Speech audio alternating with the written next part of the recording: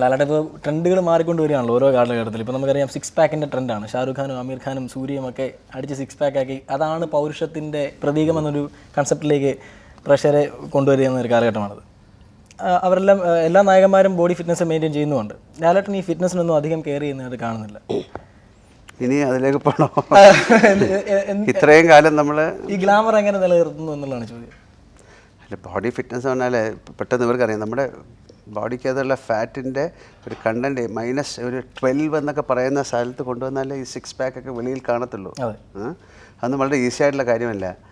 പിന്നെ ഈ പറഞ്ഞ ആൾക്കാരെയല്ല, അല്ലാതെ ഒരുപാട് പേര് ആവശ്യമില്ലാത്ത ഒരുപാട് മരുന്നുകൾ കഴിക്കുന്നുണ്ട് അല്ലേ. നമുക്ക് ശരീരത്തിന് ഒരു അളവ് വരെ ഇപ്പം തെങ്ങിൽ കയറുന്ന ഒരാൾ എന്ന് പറയുന്ന ആളാണ് 6 പാക്ക്. കാരണം കഴിഞ്ഞാൽ അവൻ്റെ ഫാറ്റും കാര്യങ്ങളൊക്കെ ഒക്കെയാണ്. പിന്നെ അത് ഡെവലപ്പ് ചെയ്യാന്ന് പറയാണ്ട് ഒരുപാട് മരുന്നുകൾ ആൾക്കാർ ഇതിലേക്ക് കൊണ്ടുവരുന്നുണ്ട്. അതൊക്കെ പിൽക്കാലത്ത് ചിലപ്പോൾ ഒരുപാട് പക്ഷേ വളരെ ദൂഷ്യഫലങ്ങൾ ഉണ്ടാക്കും. ഇപ്പം നാളെ 6 പാക്ക് ഉണ്ടാക്കാൻ പറ്റുമെന്ന് ചോദിച്ചാൽ ഒരു വർഷം ഇരുന്ന് ജോലി ചെയ്താൽ പറ്റും. പിന്നെ എന്തിനു വെറുതെ ഇനി 6 പാക്ക് ഉള്ള പാക്ക് വെച്ചിട്ട് മര്യാദയ്ക്ക് 6 അല്ല, നമുക്ക് 8 ഉണ്ടാക്കാം. 8 ഉണ്ടാവും.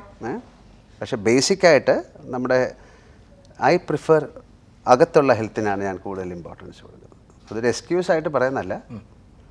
നമ്മുടെ അകത്ത് ഇതിനെ പുറത്തേക്കാട്ടിലും അകം എന്ന് പറയുന്നത് വളരെ മനോഹരമായൊരു സ്ഥലമാണ്. അവിടെ ഹെൽത്തിന് വേണ്ടി ഒരുപാട് കാര്യങ്ങൾ ചെയ്യാൻ പറ്റും എന്ന് പറഞ്ഞ് ഞാൻ ശരീരം അങ്ങനെ നോക്കുന്ന ഒരാളല്ല. പക്ഷെ ഞാൻ എക്സസൈസ് ചെയ്യുന്ന ഒരാളാണ്. ഞാൻ ആവശ്യത്തിന് ചെയ്യുന്ന ഒരാളാണ്. അല്ലാതെ ആവശ്യമില്ലാതൊക്കെ ഇനിയും ഈ പ്രായത്തിലൊക്കെ പോയിട്ട് ചെയ്തിട്ട് വല്ല കുഴപ്പം ഉണ്ടാകേണ്ട കാര്യം ഉണ്ടാവും. നിങ്ങൾക്ക് 6 പാക്സ് ഉണ്ടാക്കാം. അതല്ല ലാലേട്ട, ഒരു മോഡലിനെ സംബന്ധിച്ചിടത്തോളം 6 പാക്ക് മസ്റ്റാണ്. അദ്ദേഹത്തിൻ്റെ ശരീര സൗന്ദര്യമാണ് അതിൻ്റെ ഘടകം എന്ന് പറയാം. പക്ഷേ ഒരു നടനെ സംബന്ധിച്ചിടത്തോളം ബേസിക്കായിട്ട് തീർച്ചയായിട്ടും ഇത്തരം എക്സസൈസുകൾ ആവശ്യമാണ്. കോൺസെൻട്രേഷനും അല്ലെങ്കിൽ ബോഡി ഫിറ്റ്നസ് ആവശ്യമാണ്. പക്ഷേ ഞാനൊക്കെ വളർന്ന സമയമെന്ന് പറയുന്നത് മലയാള സിനിമയിൽ അത്തരം കാര്യങ്ങളൊന്നും, കാര്യം നമുക്കൊരു പ്രോപ്പർ നല്ല ഹെൽത്ത് ക്ലബ്ബ് ഇല്ല, ഒരു ജിംനേഷ്യം ഇല്ലായിരുന്നു, അല്ലെങ്കിൽ ഇതിനെക്കുറിച്ച് ഒരു അവയർനെസ് ക്രിയേറ്റ് ചെയ്യുന്ന ആൾക്കാരില്ല. നമ്മൾ ഇംഗ്ലീഷ് പടങ്ങളോ കാര്യങ്ങളോ കണ്ടിട്ടാണല്ലോ. ഇപ്പോഴും ഒരു പക്ഷേ നമ്മളൊരു ഹെൽത്ത് ക്ലബ്ബിൽ ഉപയോഗിക്കുന്നത് ചിലപ്പോൾ 10 വർഷം പുറകിലുള്ള മെഷീൻസാണ്.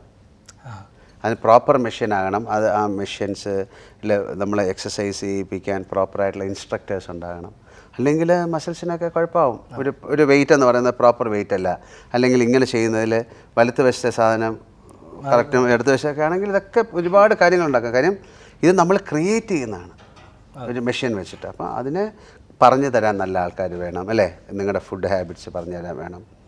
എന്ത് ഭക്ഷണം കഴിക്കാം, എന്ത് ഭക്ഷണം കഴിച്ചുകൂടാ എന്ന് പറയുന്നത്, അങ്ങനെ അതൊരു വലിയ ഒരു ശാസ്ത്രമാണ്. അത്തരം തീർച്ചയായിട്ടും ഇവർക്കൊക്കെ അതാവാം കാര്യം, അല്ലെങ്കിൽ ഹിന്ദി സിനിമയിലൊക്കെ ഇവർക്കൊക്കെ ഇനി ആവാം.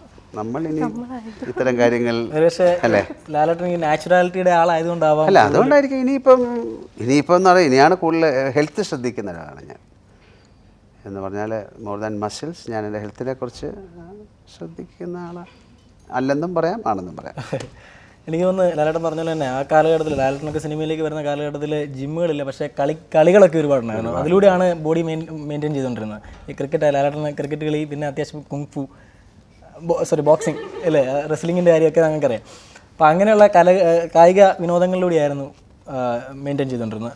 ഈ അടുത്ത കാലത്ത് പത്രങ്ങളിലൊക്കെ കണ്ടു പഴയ ക്രിക്കറ്റ് ടീമിനെ നിങ്ങൾ ഉദ്ധരിക്കുന്നതായിട്ട്. ഒരു ഇന്ത്യൻ പ്രീമിയർ ലീഗിൽ കളിക്കാനായിട്ട് കേരളത്തിൻ്റെ അഭിമാനമാകുന്ന ഒരു ടീമിനെ വളർത്തിയിരുന്ന കാര്യം ഞാൻ അറിഞ്ഞു. അതിൻ്റെ പ്രാരംഭ നടപടികളൊക്കെ പൂർത്തിയായോ? അല്ല, അത്തരം ഒരു ന്യൂസുകൾ വന്നതാണ്.